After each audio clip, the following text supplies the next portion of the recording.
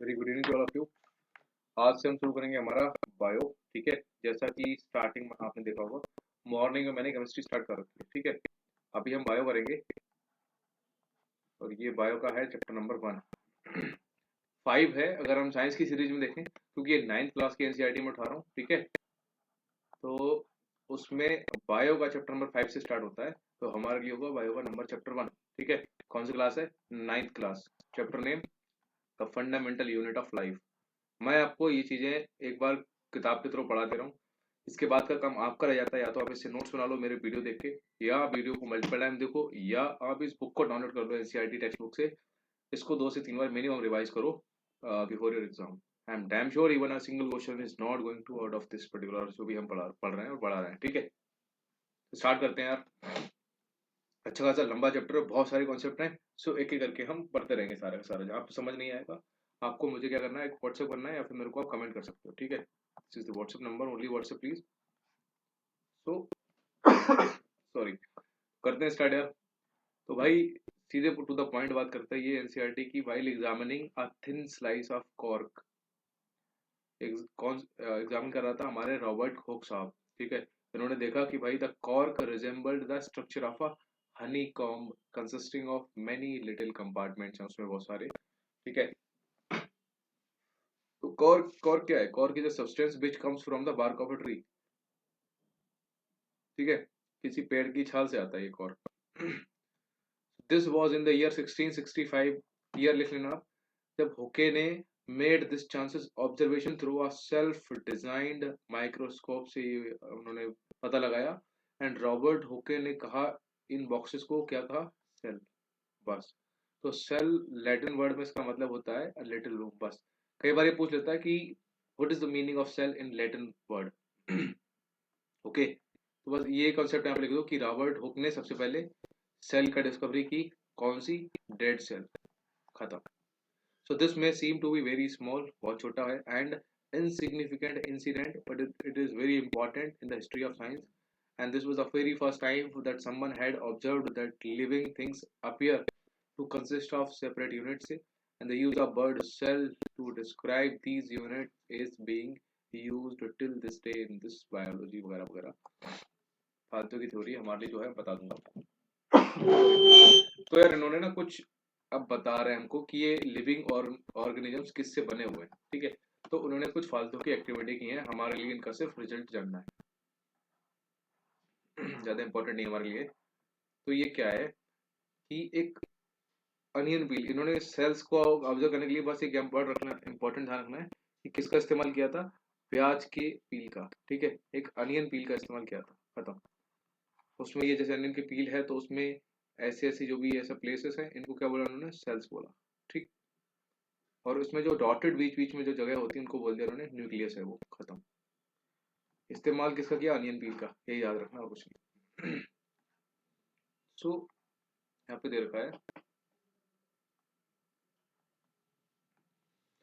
तो we can try preparing temporary mounts of peel of onion different sizes, what do we observe वगैरह वगैरह। तो देखते हैं तो ये स्ट्रक्चर क्या है जो ऊपर दिखाया था अभी मैंने आपको। So these structure look similar to each other, के समान है। ठीक है, ये देखो सारे एक दूसरे के तरीके के हैं। ठीक है, डिफरेंट नहीं है।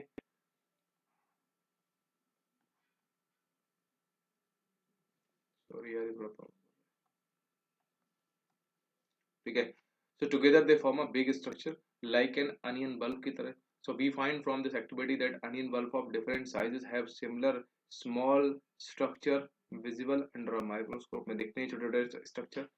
ठीक है, so the cells of the onion peel की जो cells है हमारी, और look the same regardless of the size of the onion, जहाँ से वो आता है उससे फर्क नहीं पड़ता। ठीक है, लेकिन जो भी उनका सेल है ना अनियन पील का, वो सारा सेम दिखता है बस। So these small structures that we see are the basic building units of onion bulb. These structures are called cells, जो मैं आपको ऊपर बता चुका हूँ। Not only onions but all organisms that we observe around are made up of cells से बने हुए हैं। However, there are also single cells that live on their own. अब देखते हैं, बात करते हैं वेरी इंपॉर्टेंट जो हमारे सबसे ज्यादा कॉन्सेप्ट इसी से क्लियर हो गए। आप सबसे पहले लिख लो, सबसे पहले सेल्स डिस्कवर किसने की थी? रॉबर्ट हुक ने। कब? 1665 में, खत्म। ठीक, और कौन सी थी हमारी, डेड सेल थी। He observed the cells in a cork slice with the help of a primitive microscope, जो उन्होंने सेल्फ डिजाइन किया था। खत्म। फिर बात आती है हमारे ल्यूवेनहॉक की। सबसे पहला एक लाइन लिख लेना आप, उसमें लिखना कि सेल्स वर सबसे पहले डिस्कवर्ड बाय रॉबर्ट हुक, और कौन सी सेल, डेड सेल। खत्म। ल्यूवेनहॉक जो 1674 में एक्सपेरिमेंट किया था, सो विद द इम्प्रूव्ड माइक्रोस्कोप उन्होंने डिस्कवर किया था फ्री लिविंग सेल, कहाँ, तालाब के पानी में, फॉर द फर्स्ट टाइम। बस ल्यूवेनहॉक ने पहली बार लिविंग सेल का डिस्कवरी किया पॉन्ड वाटर में 1674 में। बस ये लिखना है। फिर आपने लिखना है रॉबर्ट ब्राउन, ठीक है। इट वाज रॉबर्ट ब्राउन, कौन सा ईयर, 1831। बस रॉबर्ट ब्राउन 1831। आगे लिखना है कि डिस्कवर्ड किया उन्होंने न्यूक्लियस इन द सेल। अब सेल के अंदर जो न्यूक्लियस थे वो किसने डिस्कवर किए थे, वो किए थे रॉबर्ट ब्राउन जी ने। कैसे बताऊं, कुछ ट्रिक बताऊं, ब्राउन में लास्ट में एन आ गया, एन फॉर न्यूक्लियस।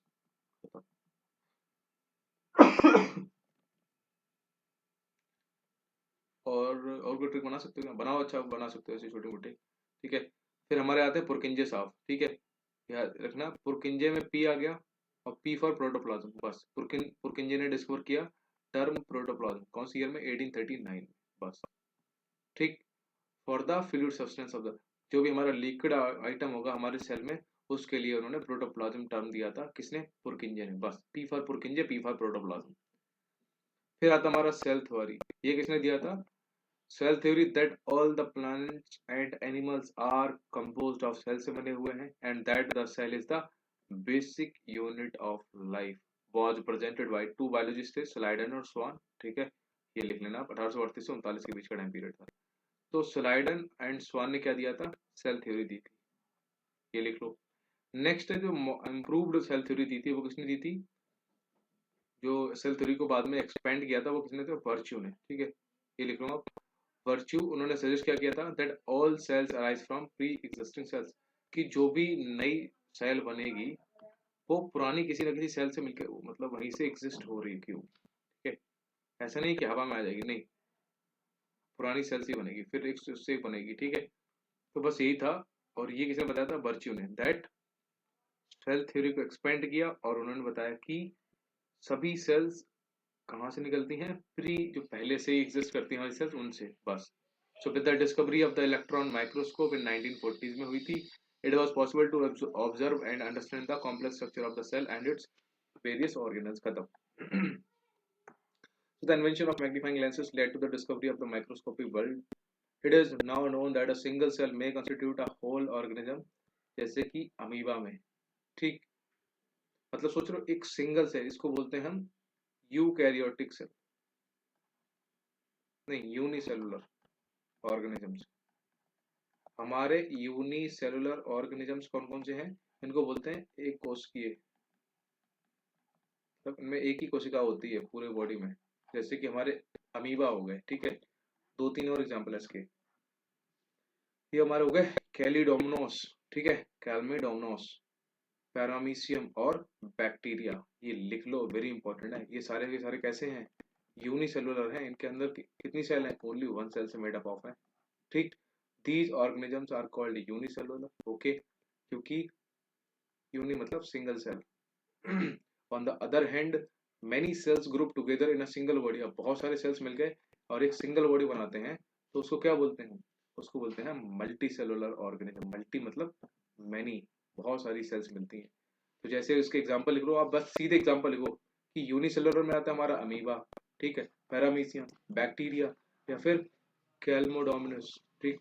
लेकिन मल्टी सेलुलर ऑर्गेनिजम्स में कौन कौन से आते हैं हमारे, चाहे वो फंगाई हो गए, हमारे प्लांट्स हो गए, ठीक, हमारे एनिमल्स जाके हम लोग एक सेल से नहीं है, हम लोग मल्टी सेल से बने हुए हैं। So can we find out names of some more animal cell, ठीक है, जो भी होगा आप आगे देखेंगे। So every multicellular organism has come from a single cell, very important है ये स्टेटमेंट, बहुत इंपॉर्टेंट है कि जो मल्टी सेलुलर ऑर्गेनिज्म है ना, ये कहाँ से निकला है, एक सिंगल सेल से निकला है। तो cells divide to produce cells of their own kind, cells divide होती हैं और अपनी ही तरह की दूसरी सेल्स बनाती हैं। सो ऑल सेल्स दस come from pre existing sales. ये किसने दिया था लास्ट वाली थ्योरी, आपको याद है ना, वर्च्यू। याद है ना, 1860, सॉरी 1839, नहीं 1855 है, ठीक है, समझ गए। सो अब इन्होंने कुछ दे रखे हैं कि नर्व सेल्स ऐसी होती है, उसका स्ट्रक्चर ये होता है नर्व सेल का, ब्लड सेल्स ऐसी होती हैं, स्मूथ मसल सेल्स ये होती हैं, ओवम ये होता है हमारा, स्पर्म इस टाइप का दिखता है, फैट सेल्स ये होती है। तो इन सब के बारे में आगे बढ़ेंगे। तो various cells from the human body, अब सेल्स का स्ट्रक्चर उन्होंने दिखा रखा है कि सेल्स का स्ट्रक्चर यानी कि संरचना डिफरेंट डिफरेंट होती है कोशिकाओं की। तो जैसे कि the shape and size of cells are related to the specific function they perform, जो भी फंक्शन वो करते हैं उसको अकॉर्डिंगली होती है। जैसे कि some cells like amoeba, very important, कैसा है, यूनिसेलुलर, मल्टीपल टाइम ऐसे आप लिखोगे पढ़ोगे याद करोगे आप में रट जाएगा, हैव चेंजिंग शेप्स उसके पास होती हैं, कभी ऐसा है तो कभी ऐसा हो जाएगा, एक यहाँ पे टुकड़ा पड़ा हुआ है इसको अपने में लपेट लेगा तो ऐसा हो जाएगा, ठीक है। In some cases the cell shape could be more या लेस फिक्स हो सकती है and peculiar for a particular type of cell, ठीक है, निश्चित भी हो सकती है निश्चित भी हो सकती है।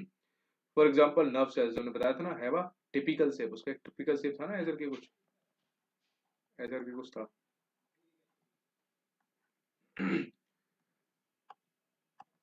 वीडियो थोड़ी लंबी जाएगी क्योंकि चैप्टर अच्छा खासा है। Each living cell has the capacity to perform certain basic function, ठीक है, अब लिविंग सेल है तो कुछ ना कुछ फंक्शन होगा उसका, that are characteristics of all living forms, ये उसका कैरेक्टरिस्टिक, ये गुड भी होगा कि भाई जो जिंदा है भाई कुछ करेगा एक्टिविटी, ठीक है। So how does a living cell perform these basic functions, तो कब तक परफॉर्म करेगी, we know that there is a division of labour in multicellular organisms, जैसे कि हमारे ह्यूमन बींग्स, इसका मतलब क्या हुआ, that different parts of the human body perform करते हैं डिफरेंट फंक्शंस, ठीक। The human body has a heart to pump blood, stomach जहाँ फूड हमारा डाइजेस्ट होता है, and so on. Similarly division of labour is also seen within a single cell, ठीक है। In fact each such cell has got certain specific components within it known as cell organelles, आगे इसके बारे में बढ़ेंगे हम सेल ऑर्गेनल्स क्या होता है। तो each kind of cell organelle perform करता है, उसका एक स्पेशल फंक्शन होता है, जैसे कि नया मटेरियल बनाना सेल में, ठीक, उसको क्लियर करना जो भी हमारा वेस्ट मटेरियल होता है, ठीक है, उसको हटाना from the cell and so on. So a cell is able to live and perform all its functions because of these organelles, कौन से organelles, cell organelles, ठीक।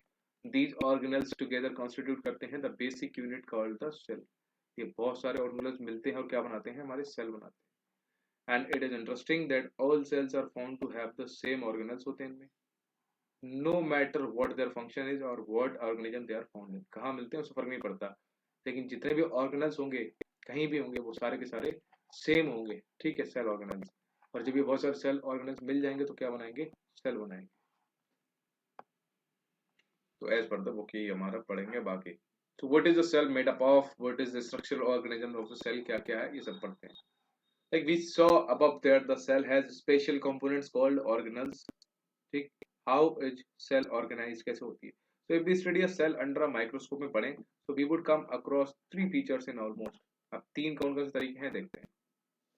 एवरी सेल, सबसे पहले हमारा होगा प्लाज्मा मेम्ब्रेन, दूसरा हमारा न्यूक्लियस और तीसरा हमारा होगा साइटोप्लाज्म। अब इन तीनों के बारे में एक एक करके पढ़ेंगे, आप लिख लो कि सेल ऑर्गेनल्स में ये तीन पार्ट होते हैं, प्लाज्मा मेम्ब्रेन होता है हमारा, न्यूक्लियस होता है और साइटोप्लाज्म होता है। So all activities inside the cell and interaction of the cell with its environment, जो भी हमारा सेल है मान लो है ये, तो इसके बाहर का जो भी इंटरेक्शन होगा वो किसके थ्रू होगा, इसी के थ्रू होता है, ठीक है। ड्यू टू दीज फीचर्स, कौन कौन से, हमारे प्लाज्मा मेम्ब्रेन, न्यूक्लियस और साइटोप्लाज्म। न्यूक्लियस तो बीच में होगा, ठीक। अब प्लाज्मा मेम्ब्रेन होगा तो बाहर होगा गेट पे, मेम्ब्रेन है झिल्ली है, ठीक है, और साइटोप्लाज्म हमारा बीच में होता है, बताता हूँ क्या होता है। अब बीच में देखो, ये हमारा मान लो सेल हो गया, ये हमारी प्लाज्मा मेम्ब्रेन झिल्ली होगी, ठीक है, गेट पे, ये हमारा न्यूक्लियस हो गया, बीच में साइटोप्लाज्म है।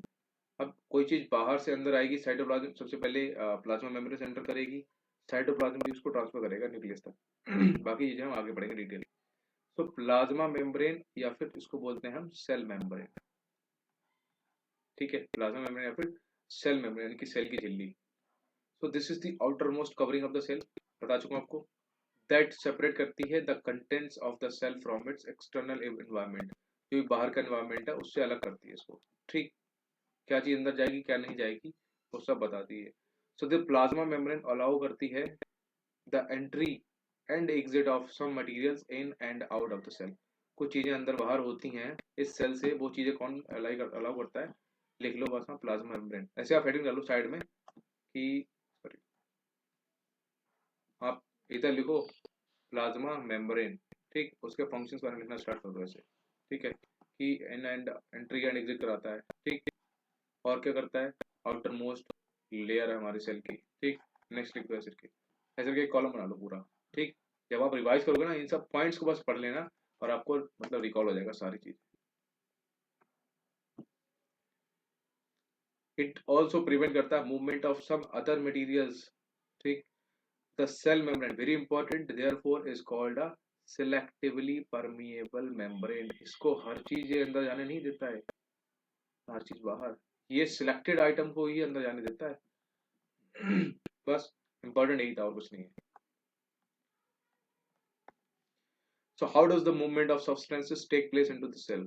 How do substances move out of the cell? कैसे मूव होते हैं वगैरह वगैरह तो बात करते हैं। तो जैसे कि some substances like हमारा कार्बन डाइऑक्साइड CO2 या फिर हमारा ऑक्सीजन, ये can move across the cell membrane के अंदर बाहर जा सकते हैं by a process called diffusion. आपको याद है डिफ्यूजन? मैंने आपको भी सुबह पढ़ाया होगा केमिस्ट्री वाले क्लास में। डिफ्यूजन क्या था? स्टेट चेंज कहाँ से, सॉलिड से लिक्विड, क्या कहते हैं उसको, डिफ्यूजन। याद है ना, याद नहीं है? करो रिवाइज, रिवीजन इज समथिंग जो काम में आएगा हमारे। सो वी हैव स्टडीड, हमने क्या पढ़ा भाई, the process of diffusion in earlier chapters. अच्छा, ये तो इसका बायो की बात करेगा, लेकिन हमने हो सकता है केमिस्ट्री की बात कर लो। We saw that there is a spontaneous movement of a substance from a region of high concentration से कोई चीज लो कंसंट्रेशन की तरह जाती है, उसको क्या बोलते हैं, डिफ्यूजन बोलते हैं, खत्म, ठीक। तो something similar to this happen in cells में भी, लाइक जब CO2 which is cellular waste, जो हमारी बॉडी का वेस्ट होता है, and requires to be excreted out by the cell, हम लोग क्या लेते हैं, ऑक्सीजन, और हमारे हम वेस्ट क्या करते हैं, CO2। अब जो CO2 उसको बाहर निकालने की जरूरत पड़ी है, तो accumulates in high concentration inside the cell. जब ये CO2 हमारे अंदर बॉडी के अंदर हाई कंसंट्रेशन हो जाता है, तो हाई से लो, जो बाहर का एनवायरनमेंट है वो लो है, ठीक, तो हाई से लो कंसंट्रेशन की तरफ ये चल देता है। ये कौन काम करता है, सेल, ठीक है। So in the cells external environment the concentration of CO2 is low as compare to that inside the cell, ठीक। इनसाइड द सेल जो भी कंसंट्रेशन है हमारा, in the cells external environment, अच्छा, सेल के ही एक्सटर्नल एनवायरनमेंट में, ये मान लो इतनी बड़ी ये सेल है, ये वाला एक्सटर्नल एनवायरनमेंट है, ठीक है। तो the external environment the concentration of CO2, यहाँ पर CO2 का कंसंट्रेशन क्या है, कम होता है, इधर ज्यादा होता है, इधर हाई इधर लो, तो सेल के अंदर से सेल के बाहर के एटमॉस्फेयर में जाता है, वही वाला प्रोसेस है। So the concentration of CO2 is low as compared to that inside the cell. As soon as there is a difference of concentration of CO2 inside and outside a cell, CO2 moves out of the cell. बाहर से आ जाता है अंदर, sorry अंदर से बाहर। So from a region of high concentration to a region of low concentration outside the cell by the process of diffusion. खत्म। हमारे को बस इसमें याद रखना है कि डिफ्यूजन से क्या होता है हमारी बॉडी में, CO2 का मूवमेंट, CO2 हुआ या फिर ऑक्सीजन हुआ, इसका मूवमेंट होता है अंदर से बाहर या बाहर से अंदर। अब CO2 है तो वो अंदर से बाहर जाएगी, CO2 अंदर फॉर्म हो रही है, और ऑक्सीजन हम बाहर से अंदर लेंगे, खत्म। बस इतना ही हमें पढ़ना, कुछ नहीं। तो similarly oxygen enters the cell by the process of diffusion when the level और concentration of oxygen inside the cell, जब अंदर कम हो जाता है, अंदर लो हो गया, बाहर हाई हो गया, बढ़ जाएगा हमारा क्या, ऑक्सीजन, ठीक। तो thus diffusion plays an important role in gaseous exchange. Very important, diffusion का काम क्या है, लिख लो अपने, gaseous exchange between the cells as well as the cell and its external environment, खत्म। Water always obeys the law of diffusion, आपको बता चुका हूं केमिस्ट्री में। So the movement of water molecules through such a selectively permeable membrane is called osmosis. अब यही process अगर पानी में हो रहा है तो उसको बोलेंगे हम ऑस्मोसिस। आपने आरओ सुना ना, आरओ क्या है, रिवर्स ऑस्मोसिस। अभी आप इसको समझ जाओगे, पहले ऑस्मोसिस पढ़ लो फिर रिवर्स उसका उल्टा हो जाएगा। तो ये है कि ऑस्मोसिस होता है the movement of water across the plasma membrane is also affected by the amount of substance जो पानी में घुले होते हैं। तो ऑस्मोसिस क्या है, एक नेट डिफ्यूजन है और पानी का across a selectively permeable membrane. ये इंपॉर्टेंट है, रट लो इस चीज को, ठीक है। ये क्या है हमारी, ये सेल मेम्ब्रेन है यानी कि plasma membrane. Toward a higher solute concentration की तरफ ये मूव करता है। आप कैसे देखते हैं, so what will happen if we put an animal cell or a plant cell into solution of, मतलब चीनी वाला, मतलब शरबत में रख दें किसी भी एनिमल सेल या फिर प्लांट सेल को, या फिर हमारे नमक वाले पानी में, तो क्या होगा। अब देखो उन्होंने तीन सिचुएशन दे रखी है, एक है हाइपोटोनिक, देखो मैं तीनों भी यहाँ पे एक्सप्लेन कर दूंगा, हाइपोटोनिक, आइसोटोनिक और एक होगी हाइपरटोनिक, ठीक है। यहाँ पे देखो होगा हाइपरटोनिक, ठीक। अब मैं आपको इधर एक्सप्लेन कर देता हूँ सो दैट कि हमारा टाइम बच जाएगा। और सबसे पहली हमारी हाइपोटोनिक, और मैं आपको यहाँ पे एक ट्रिक भी बता दूंगा, हमारे को बस क्वेश्चन लगाने हैं और हमें कौन सा इसमें बायोलॉजिस्ट बनना है, आइसोटोनिक और हाइपरटोनिक। ये मेरे को बड़ा कंफ्यूज कर देते हैं, मैंने इनकी ट्रिक बना ली थी। क्या हाइपोटोनिक, पहले मैं आपको समझा देता हूँ फिर ट्रिक बाद में बताता हूँ। हाइपोटोनिक में क्या होता है, ये सारे कहाँ हो रहे हैं, लिक्विड में हो रहे हैं, ध्यान रखना। कौन सा प्रोसेस, ऑस्मोसिस, ठीक। सॉरी। इसमें क्या है, मान लो हमारा ये सेल है, अंदर है लो कंसंट्रेशन, बाहर है हाई कंसंट्रेशन। अब हाई से लो बह जाएगा तो ये चीज क्या हो जाएगी, बाहर पानी ज्यादा था पहले, अंदर अब घुस जाएगा तो ये क्या हो जाएगा, स्वेलो हो जाएगा, यानी कि फूल जाएगा कोई चीज, ठीक। आइसोटोनिक क्या होता है, ये हमारी सेल है, इधर जो प्रेशर है, सॉरी कंसंट्रेशन है, इधर दोनों का इक्वल है, ठीक है। तो नो मूवमेंट होगा भी तो फर्क नहीं पड़ता, तो यहाँ पे क्या होगा, नो चेंज इन शेप, खत्म। हाइपरटोनिक क्या होगा, हमारा सेल है, इसमें अंदर होगा हमारा हाई कंसंट्रेशन, बाहर होगा हमारा लो कंसंट्रेशन, बस हाई टू लो बह जाएगा ऑस्मोसिस, ठीक। तो ये चीज क्या हो जाएगी, ये चीज हमारी क्या हो जाएगी, पिचक जाएगी, ठीक है, यानी कि श्रिंक हो जाएगी, खत्म। ट्रिक बताऊं, मैंने बनाई थी, आई डोंट नो आपको समझ आएगी नहीं आएगी। हाइपोटोनिक में इसका ओ है ना, एक बॉडी बना उसमें ऊपर ओ बना तो उसका पेट फूल जाता है, मैंने ये बनाई थी। ओ मतलब पेट फूल गया, मतलब कि swallow up हो गया। आइसोटोनिक फर्क नहीं पड़ता, ठीक, सेम। हाइपरटोनिक, अब ओ में फूल जा रहा है तो पर में पिचक जाएगा, खत्म। मैंने ऐसा बनाया था, मेरा है ये पर्सनल, आई डोंट नो आपको समझ आएगा नहीं, अपना बना लेना, तो इसका यही सब है। सो इफ द मीडियम, यहाँ पे देखो एक एक करके बात करते हैं। If the medium surrounding the cell has a higher water concentration, ठीक है, बाहर जाता है concentration, then the cell, meaning that the outside solution is very dilute, ठीक। आउटसाइड का सोल्यूशन बहुत घुलनशील है, तो the cell wall will gain water by osmosis, हमारी जो भी सेल वॉल है वो उसको पानी मिल जाएगा और वो फूल जाएगी। इसका एग्जांपल दूं, इसमें किस्मस, किस्मस नहीं किसमिस, ठीक। अगर आप पिचकी हुई किशमिश को डाल दोगे पानी में, ठीक, तो ये क्या हो जाएगी, फूल जाएगी, क्यों, क्योंकि बाहर कंसंट्रेशन ज्यादा था पानी का, अंदर कम था, अंदर पानी चला गया, फूल गई।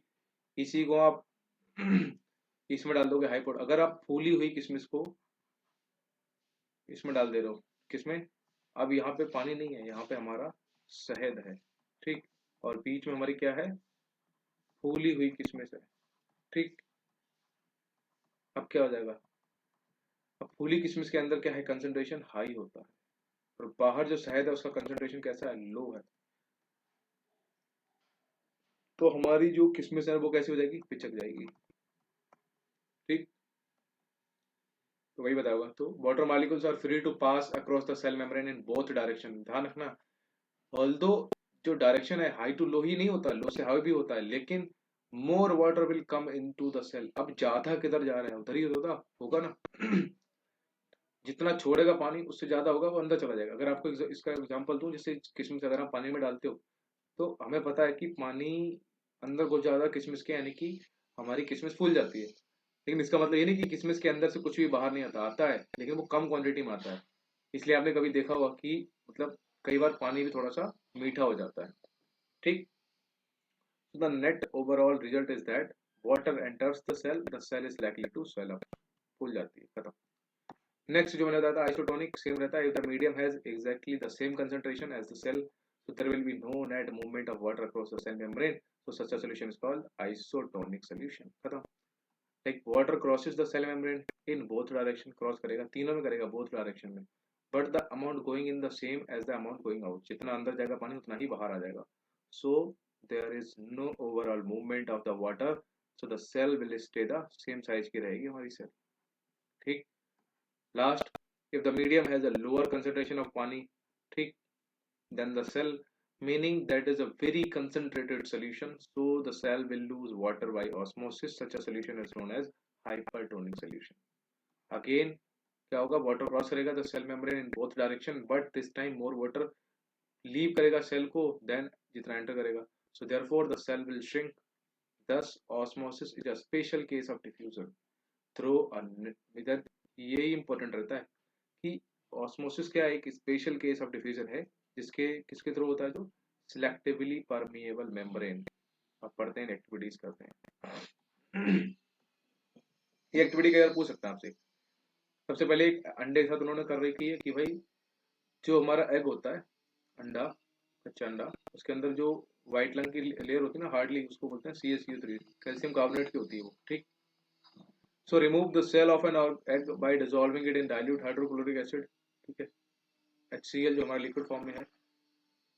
सो the cell is mostly calcium carbonate. जो भी सेल होती है वो कैल्शियम कार्बोनेट होती है. थिन, अगर आप जैसे ऊपर वाला हटाते हो तो एक क्या होता है, पतली सी जो भी स्किन होती है उसकी अंडे की, उसको घेर के रखती है.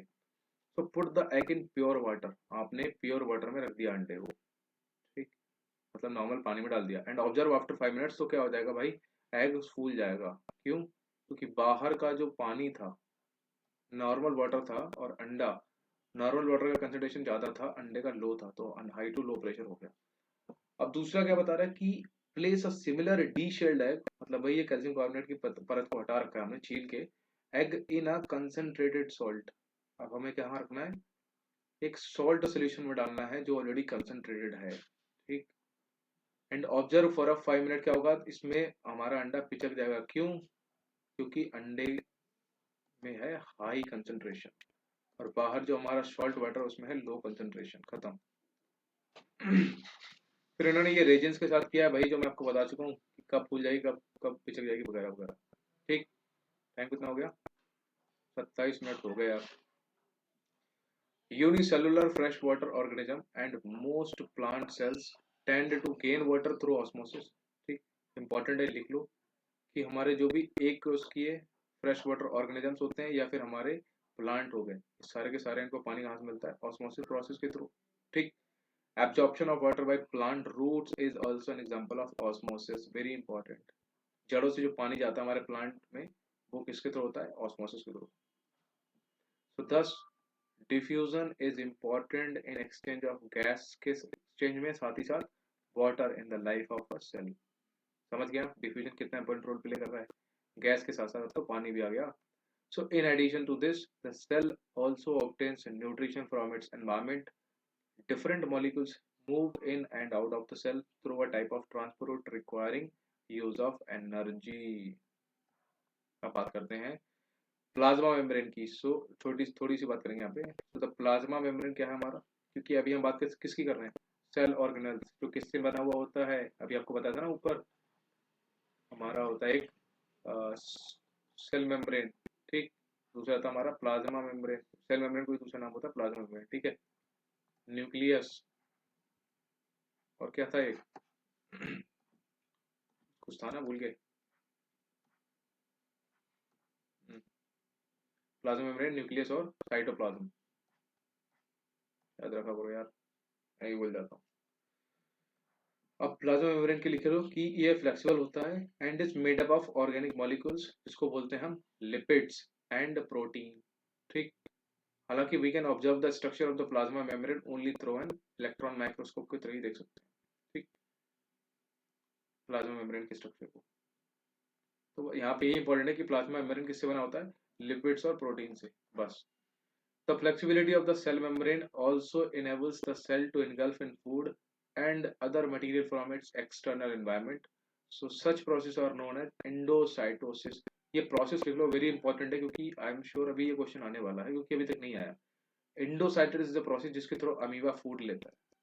अमीबा कैसे फूड लेता है, मान लो ये अमीबा है अभी, और यहाँ पे कोई उसका फूड है, तो थोड़ी देर में क्या करेगा, ये फूड को अपनी बॉडी के अंदर ऐसे लपेट लेगा, ठीक, और ऐसे कर लेगा, अमीबा का साइज बढ़ जाएगा, ठीक, और ये फूड उसके अंदर समा जाएगा। आप कभी वीडियो देख लेना ऐसी, अमीबा ईटिंग फूड ऐसे करके डाल देना, या फिर एंडोसाइटोसिस प्रोसेस अमीबा लाइव, तो आपको पता लग जाएगा कि कैसे वो करता है।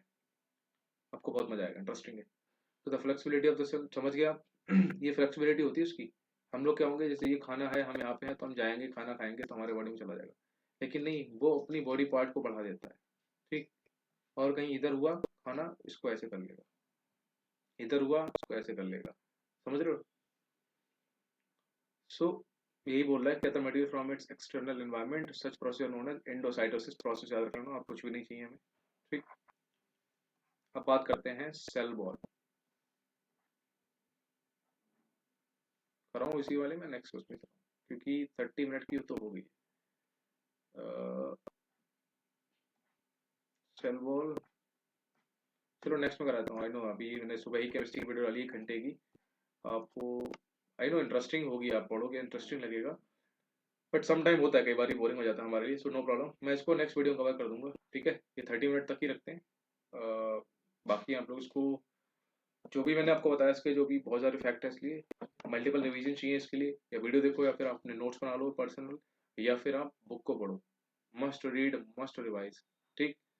So with this will and this class here, अगली वीडियो में आपको बता दूंगा। और डोंट वरी, मैं सारी वीडियो शुरू कर चुका हूँ ऑलरेडी, मैं तो ये 20 तक बना दूंगा, बट आपको शेड्यूल में मिलेंगे, लगभग 24 तक खत्म हो जाएगा हमारा केमिस्ट्री और बायो, ठीक। तो उसके बाद हम करेंगे हमारी पॉलिटी और इंग्लिश कंटिन्यू देन, ठीक है। तो चलो मिलते हैं in the next video, bye bye and good night.